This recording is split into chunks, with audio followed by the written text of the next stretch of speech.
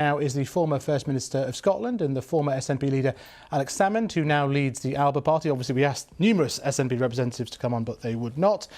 Now, obviously, you're enjoying this, but this has serious consequences for the independence movement. Well, no, I'm not enjoying it. I mean, I spent a lot of my life building up the SNP from nowhere to be the dominant political force in Scotland. So no, that's not my emotion of joy. I'd like to see the SNP solve its problems, but I'm more concerned, as indeed Alec Neil said in your piece there, with what happens to the independence movement. That's the most important thing. I mean, that's meant to be the prime objective of the SNP. It's certainly my prime objective. So whatever happens, we've got to make sure the independence movement moves forward, whatever happens to the political party. But obviously, no love lost between you and your former protégé, Nicola Sturgeon. Do you back some of those opposition calls for her to be stripped of the SNP whip or to resign? You know, I tend not to kick people when they're down. I don't think it's a good way to conduct politics. I mean, Humza Yousaf has a big problem. The continuity candidate, that's why he got elected 2 weeks ago, and it's now hanging around his neck like an albatross. So he has to find, I mean, what he should be doing is doubling, tripling, quadrupling down on doing things that shows he's his own man and disassociating himself from what's gone before. But he doesn't have to sack Nicola Sturgeon to do that. What he should be doing, in my view, is charting a different course in policy, dumping some of the daft schemes like the bottle return scheme and the variety of usually green influenced policies that are deeply unpopular. Probably get rid of the Greens from the coalition. Certainly, gender self-identification needs to go. So you should chart a different policy course and make it clear he's his own man. Now, he hasn't shown any inclination to do this as yet, but he needs to do it if the party is to survive. That leaked video was from March 2021. You left and formed Alba the month before that. Yeah.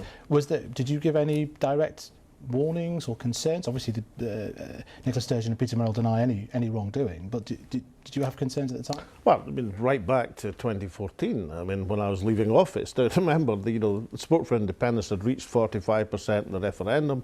Support for the SNP was over 50%. We had 87,000 members, real members. But I said to real both... members? Well, I'm making a point that I don't believe that the SNP has 72,000 members just now. But, but what I said to both Nicola... I mean, that's pretty serious, what you're suggesting.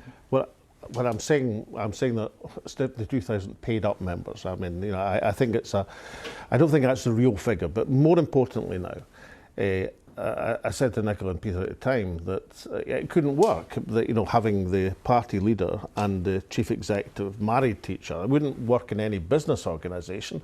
And it's all right when times are good, but at some point, there was going to come to grief. And of course, it probably took longer than I expected, but it's certainly coming to grief in a spectacular way. So you're saying you personally warned the former First Minister about you can't be married to the chair of this organisation? Absolutely, and I have to say neither Nicola or Peter took the advice very well. In fact, they took it rather badly. It was maybe the earliest reason for the breakdown of our relationship. But look, we are where we are, and it's up to Humza Yousaf in terms of the SNP to get out of it, but it's up to all of us in terms of the independence movement. See, the critical thing is this, that back 10 years ago, the SNP pulled independence forward. Support for the SNP was 45%, support for independence was under 30%.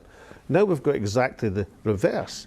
The SNP is dragging the independence movement back. Support for independence, as Alec Neil rightly said, is high 40s. Support for the SNP is now in the 30s and declining. Well, I should say on Nicola Sturgeon and Peter Merrill, they're not here to defend themselves right now. But the critique of your party, of course, is you precisely split the independence vote.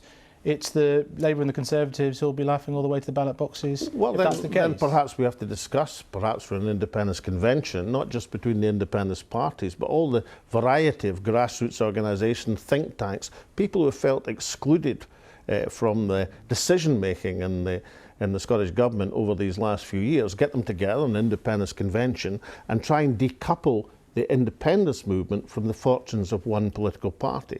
It seems to me pretty essential that's done at the present moment. I remember interviewing you on the day Alba was launched on this programme, and big claims were made. You had a few defections. It's been more of a trickle since then. Are you claiming more are on the way now? Well, listen, when I became leader of the SNP, I think we had 4 MPs. So I'm used to leading political parties with 2 MPs. I mean, that's been done before. Sometimes these things take time. But Alba is growing and it will grow fast.